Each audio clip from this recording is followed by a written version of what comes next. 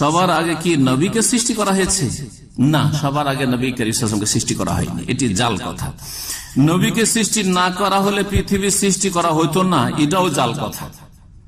লাউলা কালামা খালাকুল আফলাক, হে নবী তুমি না হইলে আসমান জমিন কিছু সৃষ্টি হতো না, এটি হচ্ছে জাল হাদিস, মিথ্যা হাদিস, মওদু।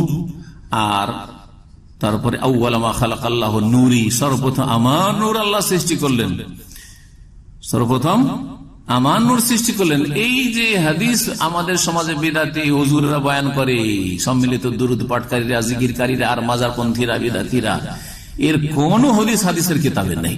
একমাত্র বেদাতি মিলাদ করা কিতাব ছাড়া, মৌলুদের কিতাব ছাড়া কোন হাদিসের কিতাবে নেই। আউয়ালা মা খালাকাল্লাহু নূরি। তারপরে এটা যে জাল, এটা একবার স্পষ্ট, ওয়া কুল্লুল খালায়েক মিন নূরি, তার তিনটা বাক্য আছে এই জাল হাদিসটাতে।